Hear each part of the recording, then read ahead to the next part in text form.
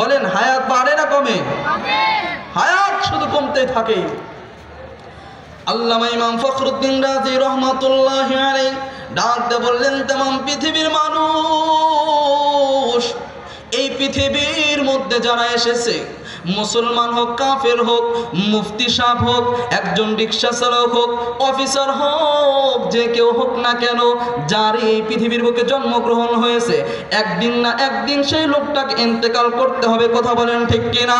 এই জন্য আমার আল্লাহ রব্বুল আলামিন ডাকতে বলেন, ওয়াল আস, সময়ের কসম, ইন্নাল ইনসানা লাফি খুসর। আমার আল্লাহ তাআলা রাখতে বলেন, নিশ্চয় तमाम পৃথিবীর মানব জাতি ক্ষতিগ্রস্ত।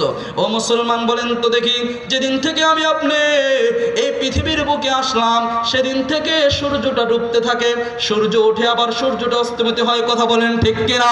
ভাইজান, যেদিন থেকে আমি আপনি পৃথিবীর বুকে আগমন করলাম, সেই দিন থেকে আমাদের আপনি হায়াত শুধু কমতে যাচ্ছে।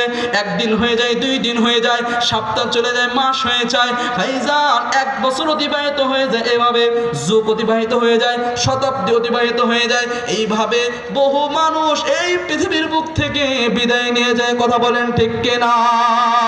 এই জন্য কবি সুন্দর করে বলে, ও দুনিয়ার মানুষ, কোন রং তামাশার মধ্যে তোমরা লিপ্ত আছো? তোমরা কি লক্ষ্য করেছো, একদিন তোমাদের সামনে থেকে যে সেকেন্ড, সেই ঘন্টাটা চলে যাচ্ছে, প্রতিটা মুহূর্তে তোমাদের হায়াত কমে যাচ্ছে। কথা বলেন ঠিক কিনা? এই জন্য কবি ডাকতে বলেন, আয়েশা আয়েশা রাত কে লিয়ে দুনিয়া নেহি,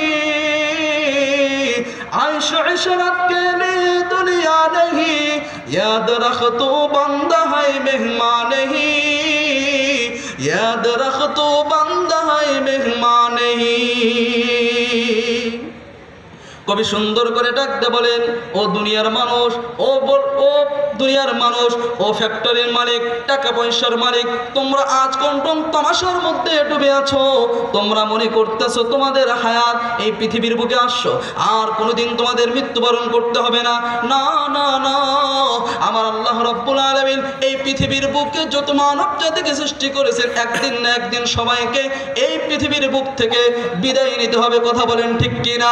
এই জন্য আমার আল্লাহ রাব্বুল আলামিন কোরআনুল কারীমের অন্য জায়গায় আল্লাহ তাআলা ডাক দিয়ে বলেন, কুল ইন্নাল মাউতাল্লাযী তাফিরুনা মিনহু ফাইন্নাহু মুলাকীকুম সুম্মা তুরাদ্দুনা ইলা আলিমিল গায়বি ওয়াশ শাহাদাতি فينبئكم بما كنتم تعلمون